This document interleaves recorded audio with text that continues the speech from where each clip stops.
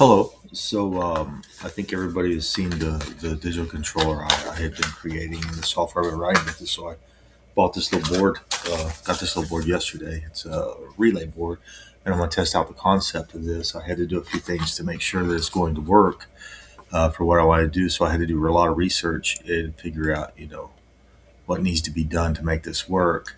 And what I found was, this would be the Raspberry Pi output, but for me to use it, I needed to find out what connections needed to be used to interface with it. Turns out they had some code, and I found out the GPIO pins, the power pin, and the ground pins on this. And I think I can just connect it like this, and it's going to work very well. So I'm going to try that, and this is just a small update, but I'm basically what I'm trying to do is prove the concept works so that this board can be used in automation. What it would do is, I had mentioned before, I worked at a company called AQS Incorporated. They had a pump, and this pump would have 3 voltmeters, and each voltmeter is about $100. That's very expensive. Now, this little board here, it only cost $7. The interface GPIO board uh, that I interface to this, that's $14.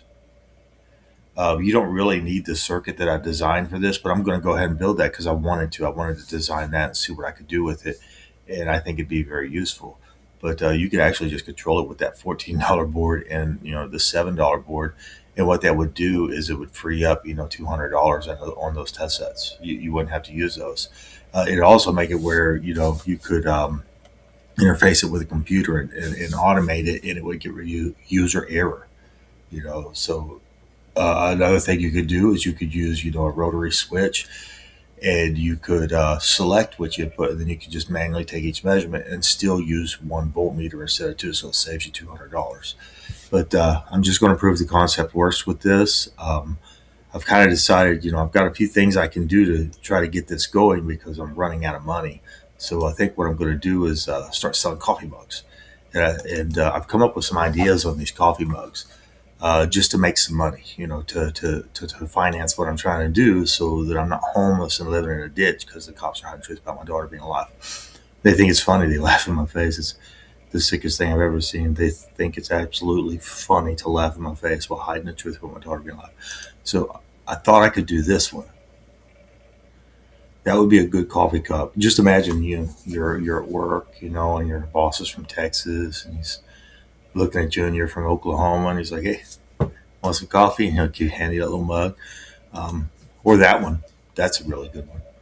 That's really good. That's probably one that you would want to, sit across with from somebody who's in the military or something, right? And your cops and Ardmore can sit there and and Dream Theater, your band, you could just sit there. You could drink coffee with that mug. Here's another coffee mug. Um, they like to do that kind of stuff. I mean, it's hard to prove because what they do is they beat you down, arrest you to cover up the truth. But I'm thinking I'm going to sell some of these coffee mugs, make some extra money, and do that kind of stuff. I mean, I would have done guitars because I have a whole guitar collection here that I've designed. I could have done some of these, but I don't think I'm going to do the guitars. I think I'll do coffee mugs. I think coffee mugs it'd be cheaper. It'd be a lot cheaper to do coffee mugs than guitars because guitars cost a lot of money. That's a really good one. It's a really good guitar. I thought that was pretty neat. He'd probably like that. Uh, but yeah, I think coffee mugs is probably the best way. It's going to be the cheapest thing I can do. Cheapest is coffee mugs. I got other guitars in here that I've designed too. I think you've already seen those. They're over here somewhere. Yeah, these over here. This one. These are pretty good. They'll like those. Like those. Yeah, those guitars over here somewhere. Oh, that's right. I put them inside this right here. Here they are. There's guitars. So I can have these guitars. I can sell these. You can give these to your friends. People like these. They like those. I got a hat collection. I can sell hats.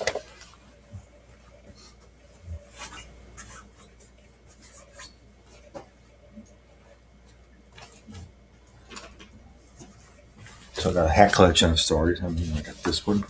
that you could, you know, your police officer would love that one. Got another hat here.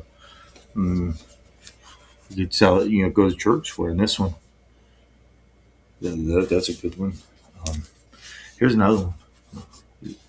You like that one? I got shirts that I'm making too. I can design shirts, but until someone tells the truth, all I can do is sit here and wait for your stupid Carter County police to tell the truth. All they're going to do is sit on the truth and try to make it to where they don't go to jail for what they've done. Do you understand how stupid you are? Gregory Johnson, former Carter County Deputy Sheriff, Greg Grant, who's probably still a police officer, Ryan Honeycutt, who's a district judge, Stephen Myers, who's a cop in Fort Worth. Do you understand how stupid you people are for what you did to me at this point in time? Harvey Burkhart, who is in Pflugerville, Texas, calling yourself Bob. Do you understand how stupid you people are right now? By faking my daughter's death, using the method of torture so your police can find a reason to try to arrest me. Anyway, I've got all the attention of the entire world. I just wanted you to know that because the real FBI is investigating you. Um, your Dallas, Oklahoma police, they're not going to be able to trust you guys if you'll conspire against people's rights. Do you see how stupid you are at this point in time?